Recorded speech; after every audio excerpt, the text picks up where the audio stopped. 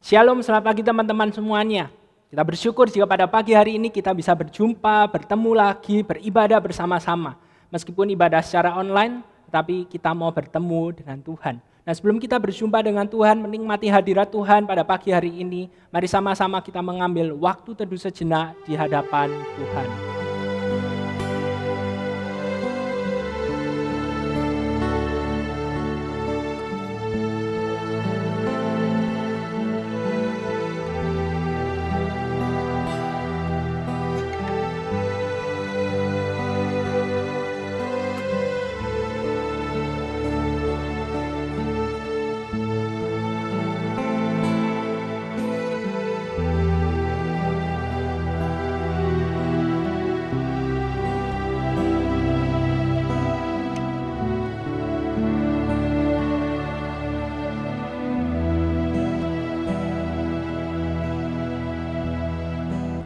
Ibadah pada pagi hari ini kita mulai dalam nama Allah Bapa, Allah Putra, dan Allah Roh Kudus. Mari sama-sama kita berdoa. Tuhan, kami bersyukur jika pada pagi hari ini Engkau mengundang setiap dari kami untuk boleh datang beribadah bersama-sama. Tuhan, kami sadar sebenarnya kami bukanlah orang yang layak untuk datang untuk menghadiri hadirat-Mu yang kudus itu. Dan biarlah ketika kami menjalani ibadah kami pada pagi hari ini, kami menyadari bahwa sebenarnya kami tidak layak, dan karena anugerah-Mu bagi setiap dari kami boleh menjalani ibadah pada pagi hari ini. Kiranya ketika kami menyadari betapa besar kasih-Mu, betapa besar anugerah-Mu buat setiap dari kami, itu membuat setiap dari kami untuk beribadah dengan sungguh-sungguh. Kami menyerahkan untuk ibadah pada pagi hari ini, dari awal, pertengahan, hingga akhirnya hanya ke dalam tangan-Mu saja. Hanya dalam nama Tuhan Yesus kami telah berdoa. Amin. Teman-teman, marilah kita bersama-sama bangkit berdiri. Kita akan mengikrarkan pengakuan iman rasuli yang akan menjadi dasar dari ibadah kita pada pagi hari ini. Pengakuan iman rasuli. Aku percaya kepada Allah, Bapa yang Maha Kuasa, Khalik langit dan bumi, dan kepada Yesus Kristus, Anaknya yang tunggal Tuhan kita, yang dikandung dari Roh Kudus, lahir dari anak Maria, yang menderita sengsara di bawah pemerintahan Pontius Pilatus, disalibkan, mati dan dikuburkan, turun ke dalam kerajaan maut. Pada hari yang ketiga, bangkit pula dari antara orang mati, naik ke surga, duduk di sebelah kanan Allah, Bapa yang Maha Kuasa, dan dari sana Ia akan datang untuk menghakimi orang yang hidup dan yang mati. Aku percaya kepada Roh Kudus, gereja yang kudus dan am, persekutuan orang kudus, pengampunan dosa, kebangkitan tubuh, dan hidup yang kekal. Amin. Teman-teman, saya persilakan untuk duduk. Bersyukur sekali teman-teman, kita masih dapat beribadah pada pagi hari ini. Nah, meskipun ibadah ini dilaksanakan secara online, jangan sampai kita melupakan Tuhan. Kita harus tetap rindu pada Tuhan dan tetap setia untuk memuji dan memuliakan nama-Nya. Marilah kita memulai ibadah kita pada pagi hari ini dengan menaikkan suatu pujian seperti Rusa Rindu Sungaimu.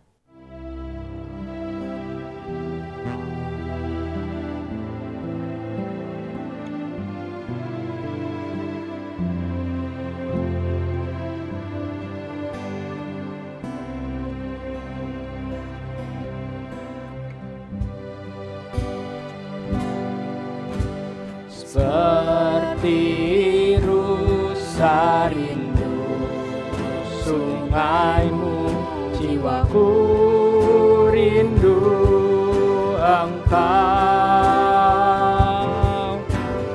Kaulah Tuhan hasrat hatiku, ku rindu menyembah. Seperti rusa rindu sungaimu ya Tuhan. Seperti rusa rindu sungaimu, jiwaku rindu Engkau. Kaulah Tuhan hasrat hatiku, ku rindu menyembah-Mu. Engkau kekuatan kami ya Tuhan. Engkau kekuatan dan perisaiku, kepadamu rohku berserah. Kau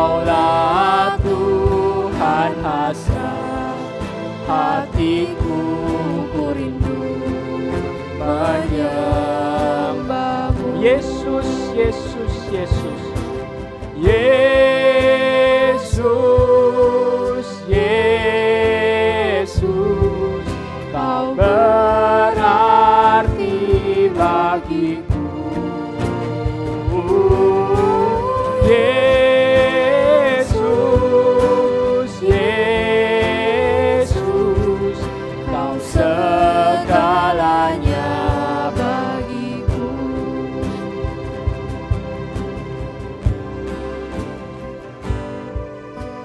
Seperti rusa rindu sungai-Mu, jiwaku rindu Engkau.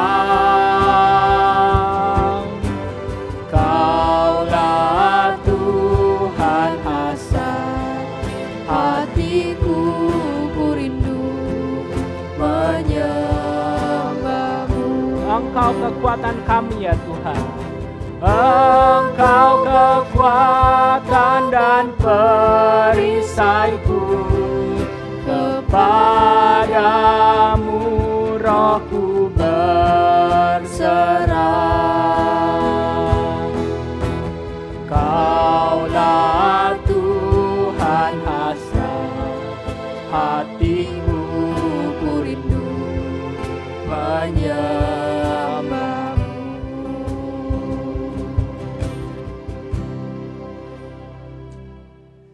Teman-teman, kita bersyukur untuk setiap kebaikan yang sudah Tuhan nyatakan buat setiap dari kita.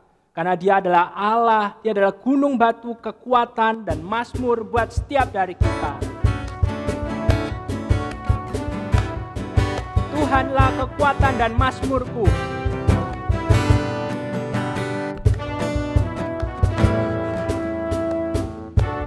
Tuhanlah kekuatan dan mazmurku, Dia gunung batu dan keselamatanku. Hanya padamu hatiku percaya, Kaulah menara dan kota perlindungan. Ku mau selalu bersyukur, sebab cinta-Mu padaku takkan pernah berubah. Hatiku percaya ya Tuhan. Walau bumi bergoncang, gunung-gunung beranjak, namun kasih setia-Mu tak pergi dariku.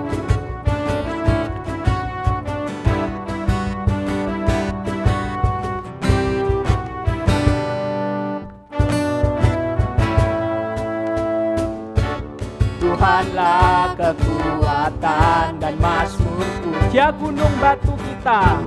Dia gunung batu dan keselamatanku. Hanya padamu hatiku percaya ya Hanya Tuhan. padamu hatiku percaya. Kaulah menara dan kota perlindungan. Ku mau selalu bersyukur. Ku mau selalu bersyukur, sebab cinta-Mu padaku takkan pernah berubah.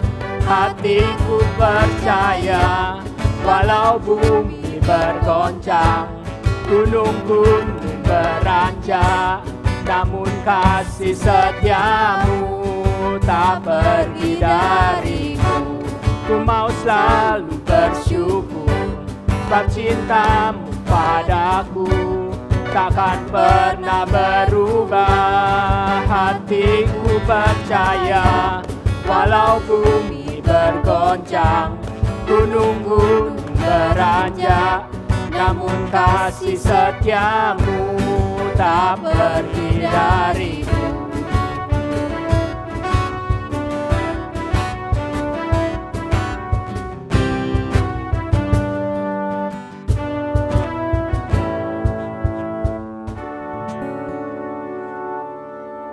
Teman-teman, marilah kita mempersiapkan hati kita untuk mengenal Tuhan lebih dalam lagi melalui firman yang akan disampaikan oleh hamba-Nya.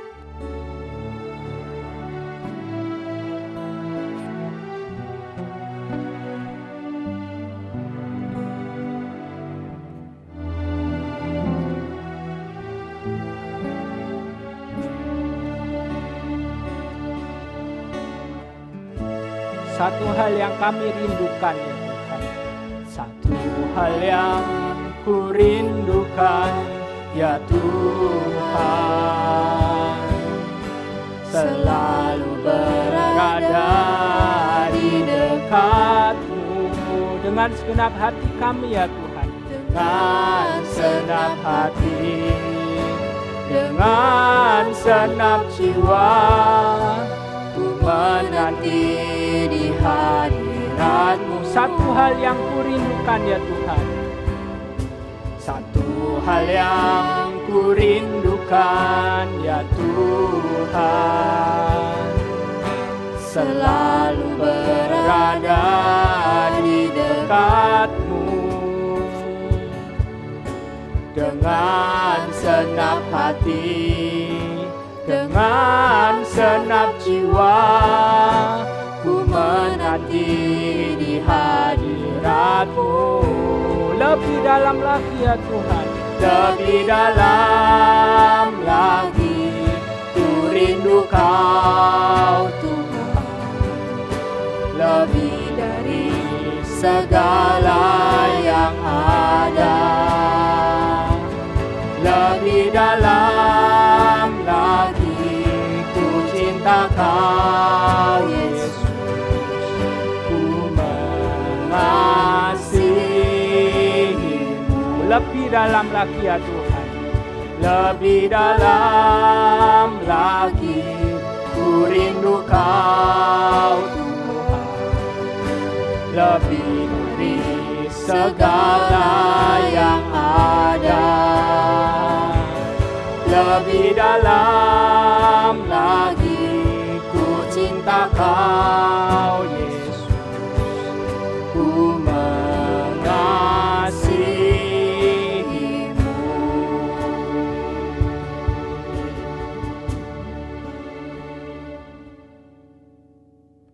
Oke, teman-teman semuanya, sebelum kita mendengarkan kebenaran firman Tuhan, mari kita berdoa terlebih dahulu.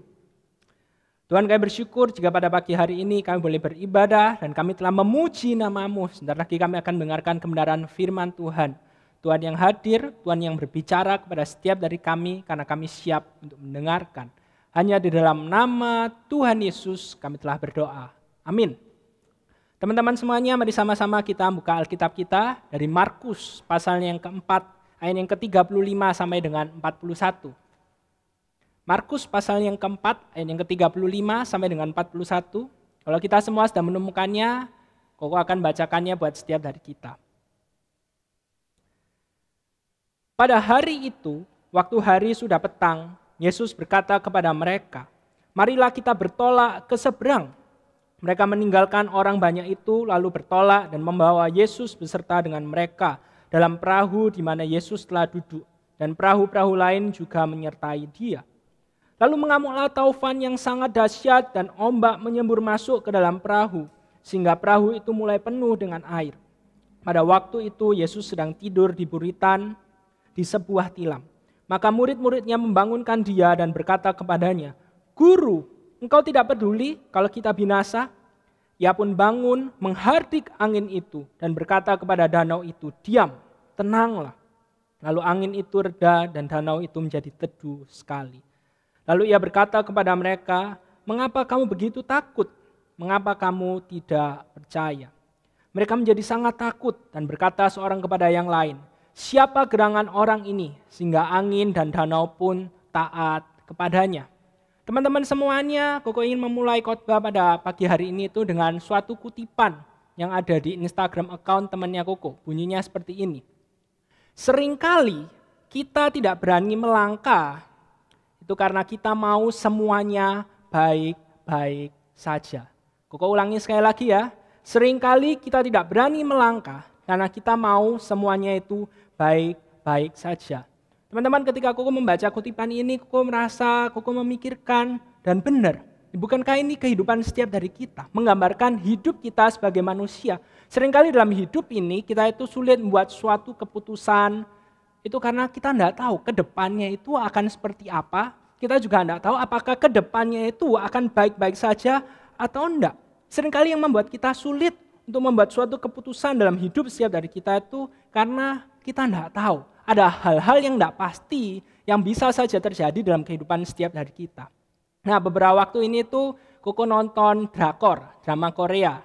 Pasti teman-teman semuanya remaja-remaja sini tahu lah ya, drakor, A World of Married Couple. Nah, Koko nonton itu dari seri yang pertama sampai dengan seri yang terakhir. Nah, dalam drakor itu dikatakan seperti ini, ada satu kutipan yang sangat menarik buat Koko. Dikatakan seperti ini, manusia itu tidak gampang untuk berubah. Jadi ada orang yang berjuang untuk cintanya, sudah tahu cowoknya itu jahat, tidak baik, tapi masih mau berjuang. Terus perempuannya itu dinasehatin, kamu jangan berjuang untuk cowok itulah, kamu tahu manusia itu tidak gampang untuk berubah. Nah, pertanyaannya adalah, kenapa kok manusia itu sulit untuk berubah, tidak gampang untuk berubah? Jawabannya adalah karena berubah itu sama dengan ketidakpastian. Ketika seseorang sudah terbiasa melakukan aktivitas, melakukan kebiasaan-kebiasaan yang lama, dan harus berubah, maka ketika dalam proses perubahan itu, dia sulit sekali untuk berubah karena dia tahu, kalau aku melakukan A, outcome-nya hasilnya seperti ini. Tetapi kalau aku melakukan B, apakah sama? Apakah respon orang nanti ketika aku melakukan hal yang berbeda dari sebelum-sebelumnya itu? Nah, dari sini kita bisa melihat bagaimana kita ini tuh adalah manusia yang terbatas. We are a limited being. Ini adalah kenyataan yang harus kita terima dalam hidup setiap dari kita. Kita bisa melihat bagaimana banyak sekali manusia itu yang berusaha untuk menjadi kuat, berusaha untuk mengontrol segala sesuatu di dalam hidupnya, berusaha untuk menjadi tidak terkalahkan. Tapi seberapa keras usaha manusia di dalam hidup ini, itu tidak akan pernah bisa melawan hakikat dari manusia. We are a limited being. Kita adalah makhluk yang terbatas. Ada banyak sekali hal-hal yang tidak bisa kita lakukan, ada banyak sekali hal-hal yang di luar kemampuan kita, yang kita tidak ketahui, yang tidak bisa kita kontrol, yang tidak bisa kita kuasai semau diri kita sendiri. Nah, siapa yang tahu gambar ini? Namanya siapa? Nah, dia ini adalah seorang pembalap, Valentino Rossi, pembalap MotoGP. Dia adalah pembalap tertua di MotoGP sekarang ini. Nah, kita tahu bersama-sama bagaimana pandemi corona, pandemi COVID-19 ini menunjukkan betapa terbatasnya manusia, termasuk seorang superstar seperti ini, Valentino Rossi. Dia sudah tua dan dia berencana sebenarnya tahun ini itu dia akan pensiun. Tetapi karena ada pandemi COVID-19 ini, akhirnya dia tidak jadi pensiun. Dia bilang, ya balapan MotoGP-nya tidak ada, masih tidak tahu kapan dimulainya. Jadi ya udahlah ditunda tahun depan. Jadi rencana yang sudah dia susun itu harus ditunda karena ada pandemi COVID-19 ini. Koko pun demikian. Di awal tahun ini Koko sudah berencana, oke lah yuk nanti waktu lebaran, libur lebaran kemarin Mei ini itu liburan keluarga, pergi bersama-sama. Sudah direncanakan semuanya, sudah mau pergi, pergi ke kota ini. Sudah sampai pesan vilanya, tempat tinggalnya itu. Ternyata COVID-19 masuk ke Indonesia. Dan dipikirnya, ya enggak apa-apa lah, coba tunggu dulu, mungkin bentar aja terus sudah mereda.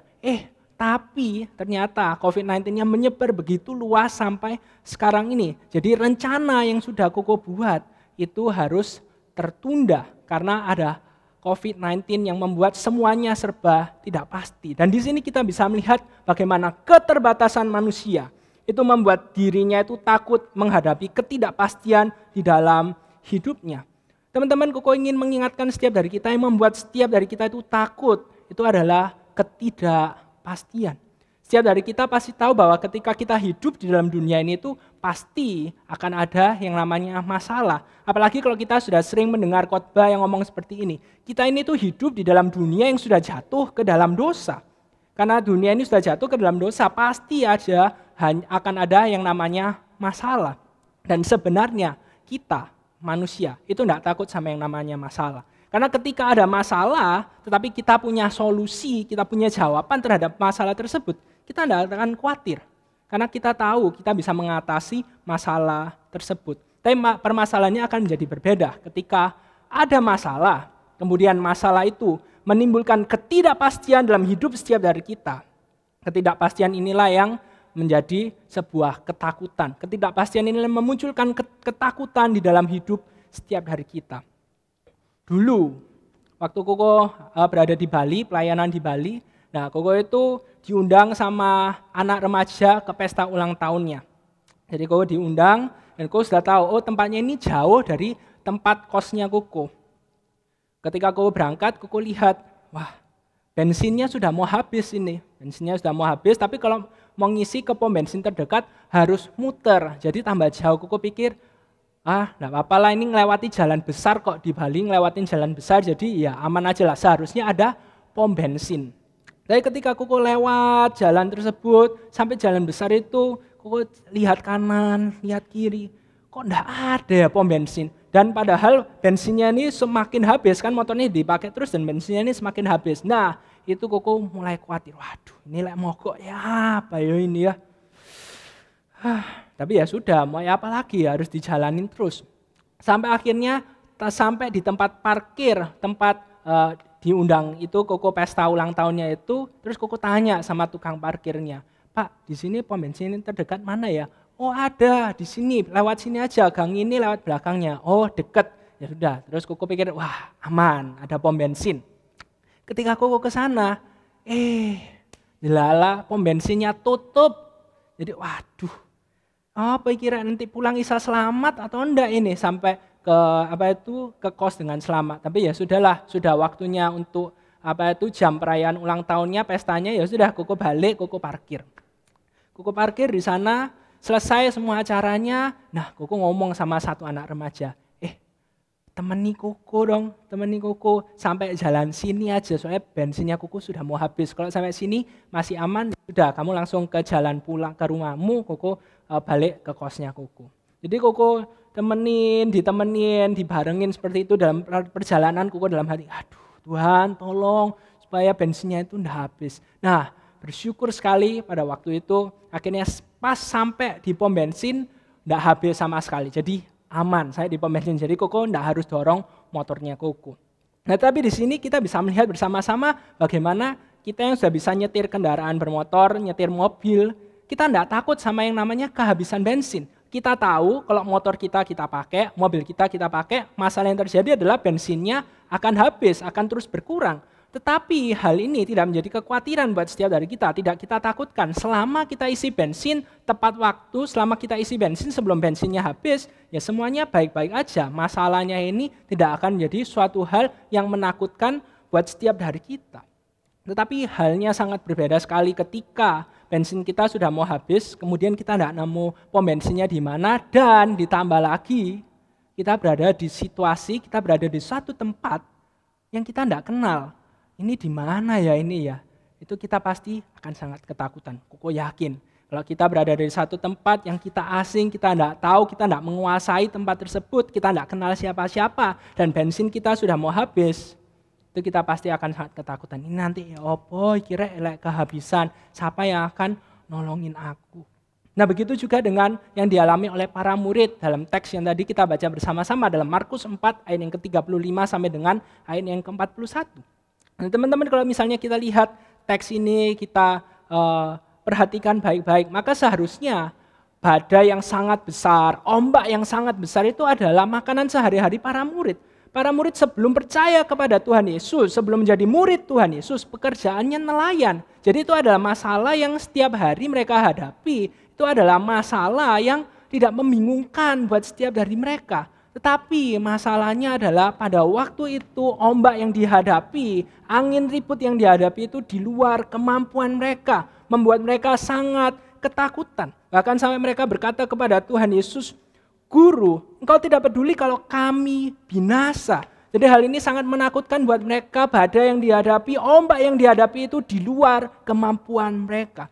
Teman-teman, pernahkah setiap dari kita berada dalam kondisi yang sangat desperate itu? Semuanya dipenuhi dengan ketidakpastian. Kita mau melangkah ke kiri, salah. Kita mau melangkah ke kanan, salah. Maju, salah. Mundur, salah. Diam di tempat itu juga bukan pilihan yang sangat baik. Pernahkah kita mengalami kondisi yang seperti itu? Dan hari ini kita akan sama-sama belajar ada 2 hal yang perlu untuk terus kita ingat di dalam hidup setiap dari kita ketika kita menghadapi ketidakpastian dalam hidup ini. Hal yang pertama yang perlu kita ingat adalah Tuhan ada dan Tuhan beserta.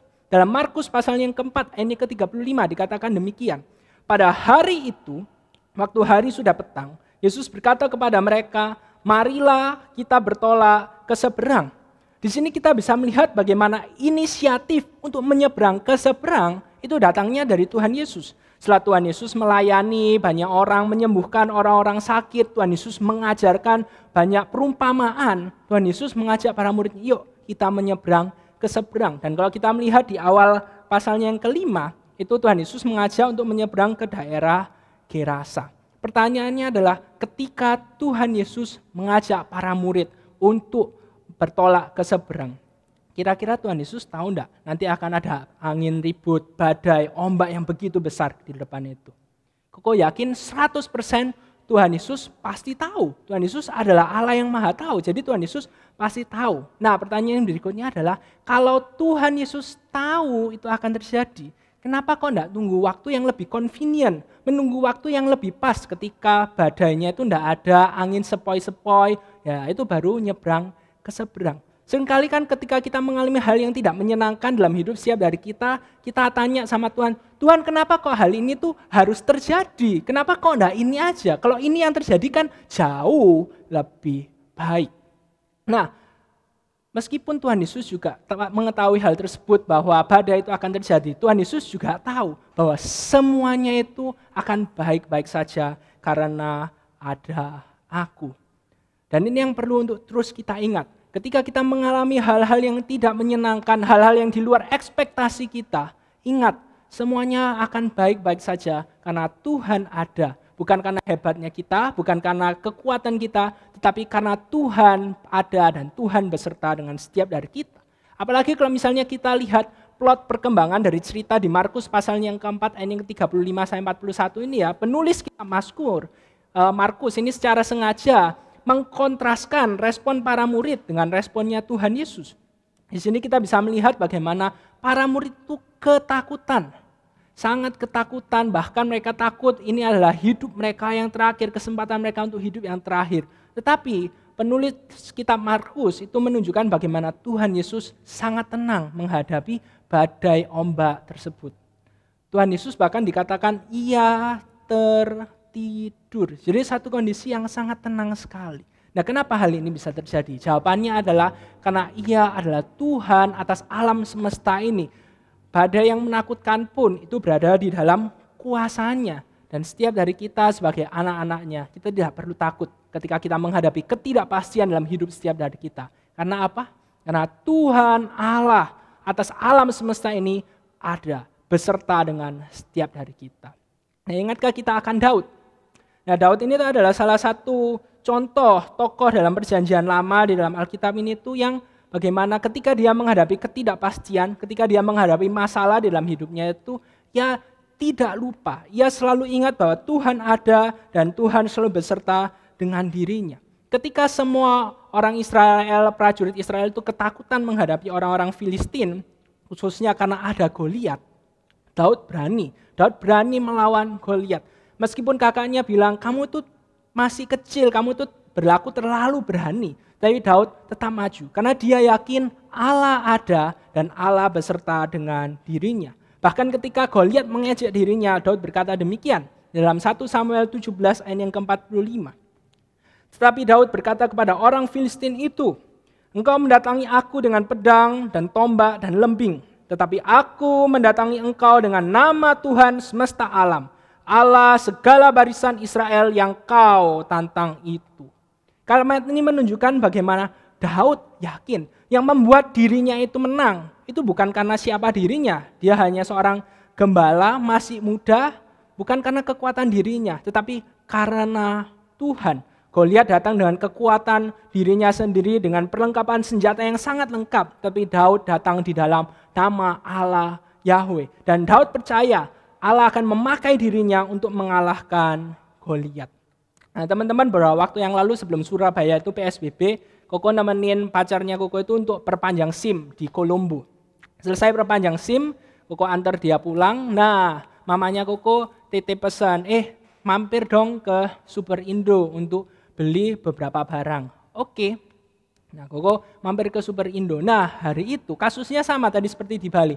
Bensinnya itu sudah mau habis. Ketika Koko berangkat ke rumah pacarnya Koko itu bensinnya sudah mau habis. Cuma Koko lihat, Koko kira-kira ini masih oke lah, ini masih bisa. Tapi ternyata Koko salah perhitungan. Dari rumah pacarnya Koko ketika Koko mau ke Superindo, masih di daerah Surabaya Barat situ. Di tengah jalan belum sampai Superindo, mati motornya. Koko buka tong bensinnya, waduh habis, benar-benar habis. Ya sudah, didorong sampai ke Superindo. Koko dorong motornya Koko sampai ke Superindo, Koko parkir, terus Koko beli, terus Koko keluar lagi. Koko mikir, ini pom bensin terdekat mana ya? Waduh, situ rek, ya lumayan jauh. Tapi ya sudah, ya berarti harus dorong motornya itu sampai ke pom bensin yang terdekat. Mau ya apa lagi? Koko lihat, aduh siang panas, kalau mendung enggak apa-apa, tapi ini panas. Ya sudah, mau ya apa? Jadi Koko akhirnya dorong motornya Koko. Tujuannya ke pom bensin. Tapi enggak lama setelah Koko dorong motornya Koko dari parkirannya Superindo, ada abang Gojek, abang Grab itu duduk di pinggir jalan, mungkin nunggu orderan. Terus dia bilang, "Nyo, apa nyo?" Terus Koko bilang, "Bensin ente Pak." Sini. Secara luar biasa ya. Tuhan itu menyediakan pertolongan tepat pada waktunya. Jadi abang Gojeknya itu dengan sangat murah hati itu membagikan bensinnya itu sedikit ke motornya Koko. Dia bilang, "Wes Siti ae ya, yang penting bisa sampai ke pom bensin terdekat." Koko bilang, "Ya wes, enggak apa-apa Pak, wes pokoknya terima kasih wes dibantui." Selesai Koko ucapin terima kasih, terus Koko bisa bawa motornya itu, setir motornya Koko sampai di pom bensin yang terdekat. Melalui kejadian itu Koko pikir, benar-benar penyertaan Tuhan itu ada dalam kehidupan anak-anaknya. Ketika Koko membutuhkan suatu hal, Koko dalam kondisi yang membutuhkan, Koko tidak tahu harus minta tolong sama siapa. Tuhan secara luar biasa menyediakan pertolongan tersebut. Dan ini adalah hal yang pertama yang harus kita ingat. Ketika kita menghadapi ketidakpastian, ingat Tuhan ada dan Tuhan beserta. Lalu hal yang kedua yang perlu untuk kita ingat dalam hidup setiap dari kita adalah kita perlu mengubah ketakutan kita itu menjadi sebuah dorongan untuk semakin percaya kepada Tuhan. Markus pasal yang keempat ayat yang ke-40 berkata demikian. Lalu ia berkata kepada mereka, "Mengapa kamu begitu takut? Mengapa kamu tidak percaya?" Ini adalah kalimat yang Tuhan Yesus katakan setelah Tuhan Yesus itu menenangkan badai yang besar, angin ribut yang menghantam kapal para murid pada waktu itu. Kita tahu bersama-sama sudah pasti para murid itu sangat ketakutan pada waktu itu. Tapi Koko ingin kasih tahu, Tuhan Yesus menegur mereka bukan karena ketakutan yang mereka rasakan, tetapi karena mereka tidak percaya kepada Tuhan Yesus yang ada bersama-sama dengan mereka pada waktu itu. Jadi bukan karena takutnya, tetapi karena tidak percaya kepada Tuhan Yesus. Koko ingin kasih tahu buat setiap dari kita, teman-teman semuanya, merasa takut itu manusiawi. Merasa takut itu bukan dosa. Tuhan Yesus pun pernah merasa takut ketika dia hidup di dalam dunia ini. Jadi masalahnya itu bukan takut atau tidak takut, tetapi apa yang akan kita lakukan ketika kita merasa takut di dalam hidup ini? Apakah ketika kita merasa takut, kita semakin bersandar pada diri kita sendiri, kita mencari sumber-sumber yang bisa kita andalkan dalam hidup setiap dari kita merasa rendah diri, kita tidak mampu, atau ketika kita takut, kita menyadari bahwa diri kita itu adalah manusia yang terbatas dan kita membutuhkan Tuhan. Kita membutuhkan Tuhan untuk menolong setiap dari kita, sehingga ketika kita merasa takut menghadapi ketidakpastian itu, ketakutan itu membuat kita sadar, oh ya, sebagai manusia yang terbatas, kita butuh untuk bersandar kepada Tuhan. Apalagi kalau misalnya kita mempelajari kata takut dalam bahasa Yunani. Dalam bahasa Yunani itu ada 3 kata yang menjelaskan kata takut. Kata yang pertama adalah phobos, yang kedua deilia, dan yang ketiga adalah eulabeia. Nah, kata phobos itu ketika digunakan, itu bisa berarti takut yang positif atau takut yang negatif. Jadi tergantung konteks penggunaan kata phobos itu. Nah, kata deilia itu adalah kata yang selalu digunakan untuk menjelaskan kata takut yang negatif. Jadi tidak pernah menjelaskan kata takut yang positif. Dan yang terakhir, eulabeia, itu menjelaskan kata takut yang positif. Biasanya penulis Alkitab, khususnya Perjanjian Baru, menggunakan kata ini untuk menjelaskan rasa takut akan Tuhan. Jadi bukan takut yang kita rasakan, tapi lebih kagum, menghormati Tuhan karena kebesaran Tuhan dalam hidup ini. Nah, itu penulis kitab Perjanjian Baru biasanya menggunakan kata eulabeia. Nah, dalam Markus pasal yang keempat, ending ke-40 ini kata takut dalam bahasa aslinya itu menggunakan kata deilia. Jadi ini merupakan rasa takut yang negatif. Rasa takut yang membuat para murid itu tidak percaya kepada Tuhan. Terjemahan lainnya itu adalah pengecut, penakut, tidak beriman. Tuhan Yesus menegur para murid karena mereka itu tidak sadar. Meskipun mereka menghadapi masalah badai yang begitu besar, tetapi ada Tuhan Yesus. Tuhan Yesus yang adalah Allah atas alam semesta ini, tidak ada satu hal pun yang tidak berada di dalam kuasanya. Itu bersama-sama dengan mereka, berada di samping mereka, tapi mereka melupakan hal tersebut. Dan di sini kita bisa belajar bagaimana penyertaan Tuhan itu bukan berarti the absence of problem in our life. Bukan berarti tidak ada masalah sama sekali dalam hidup setiap dari kita. Tapi penyertaan Tuhan itu berarti Ia selalu menyertai, Ia selalu menopang kita ketika kita menghadapi masalah di dalam hidup setiap dari kita. Itu adalah janjinya buat setiap dari kita. Dan biarlah ini mengingatkan setiap dari kita. Ketika kita menghadapi ketidakpastian dalam hidup setiap dari kita, ingat dua hal. Tuhan ada, Tuhan beserta, dan ubah ketakutan yang kita rasakan itu menjadi dorongan untuk semakin bersandar kepada Tuhan. Amin. Mari sama-sama kita berdoa. Tuhan Allah Bapa kami yang bertahta dalam kerajaan surga, kami mengucap syukur untuk kebenaran firman Tuhan yang menguatkan setiap dari kami, yang menyegarkan hidup setiap dari kami. Kami tahu kami adalah makhluk yang terbatas, manusia yang tidak bisa mengontrol segala sesuatu dalam hidup setiap dari kami. Tapi kami tahu kami dapat bersandar kepadamu karena Engkau adalah Allah yang selalu beserta dengan kami. Engkau tidak pernah meninggalkan kami sedetik pun. Dan biarlah kebenaran ini menguatkan setiap dari kami. Kebenaran ini memampukan setiap dari kami untuk terus berjalan menghadapi setiap masalah satu persatu, bukan dengan kekuatan diri kami sendiri, tapi dengan kekuatan Tuhan yang selalu menyertai hidup kami. Hanya dalam nama Tuhan Yesus kami telah berdoa. Amin. Oke teman-teman, hari ini ada dua hal yang akan kita doakan bersama-sama. Hal yang pertama yang akan kita doakan adalah orang tua kita. Kita tahu bersama-sama dalam kondisi pandemi seperti ini, itu pekerjaan tidak mudah, kondisi ekonomi juga sulit. Nah, kita mau berdoa menyerahkan semuanya ke dalam tangan Tuhan. Lalu hal yang kedua yang akan kita doakan adalah kehidupan setiap dari kita, untuk masa depan kita, khususnya sebagai seorang remaja, untuk studi kita mau menyerahkan semuanya ke dalam tangan Tuhan. Ayo, mari sama-sama kita bersatu, kita berdoa. Tuhan Allah Bapa kami yang bertahta dalam kerajaan surga, kami mengucap syukur untuk penyertaan-Mu buat setiap dari kami. Dalam kondisi pandemi seperti ini, kami tahu hidup semakin tidak mudah, tapi kami bersyukur karena kami tidak perlu menyandarkan hidup kami pada kekuatan kami, tapi kami dapat menyandarkan hidup kami pada diri-Mu, pada lengan yang kekal yang selalu beserta dan menopang hidup setiap dari kami. Dan pada pagi hari ini kami mau berdoa menyerahkan untuk orang tua kami. Kami tahu dalam kondisi pandemi seperti ini, pekerjaan tidak mudah, kondisi ekonomi juga sulit. Tapi biarlah dalam kondisi seperti ini, orang tua kami dan kami pun, dan semua anak-anak Tuhan di dalam dunia ini dapat semakin merasakan penyertaan Tuhan, bagaimana Tuhan beserta, bagaimana Tuhan memelihara hidup anak-anaknya. Tidak lupa juga kami mau berdoa untuk menyerahkan hidup setiap dari kami sebagai remaja-remaja, sebagai anak-anak muda di Indonesia. Tuhan, kami mau agar setiap dari kami dapat hidup memuliakan nama-Mu saja, khususnya dalam kondisi pandemi seperti ini. Biarlah kami belajar untuk tidak hanya memikirkan diri kami sendiri, tapi kami dapat terus hidup memuliakan nama-Mu saja. Tuhan, kami mau menyerahkan untuk dua pokok doa ini hanya ke dalam tangan-Mu saja. Hanya dalam nama Tuhan Yesus kami telah berdoa. Amin.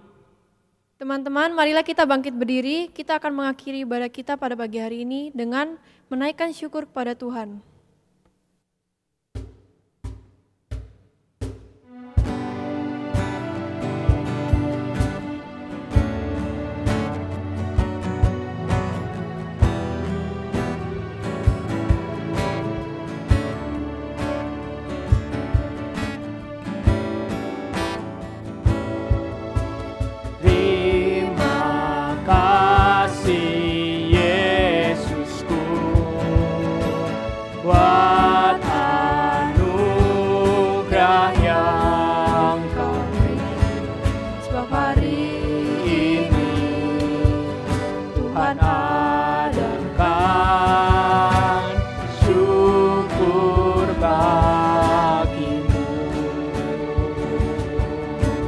Terima kasih Yesusku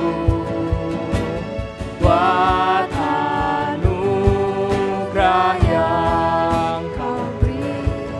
Sebab hari ini Tuhan adakan syukur bagimu.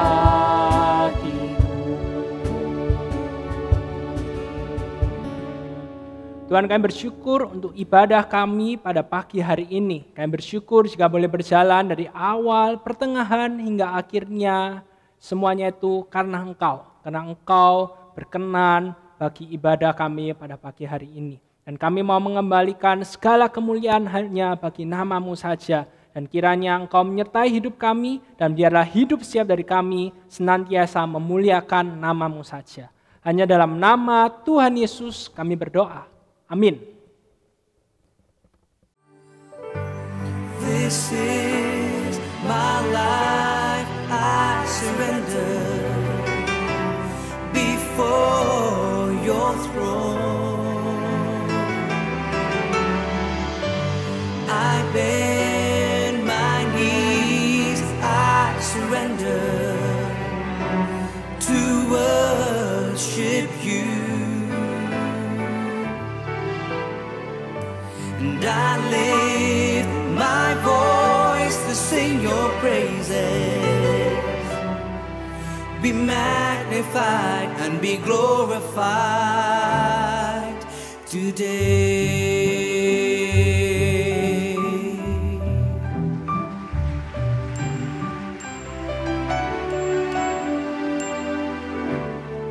You've opened up my eyes, oh God. You've opened up my eyes to see you, Lord.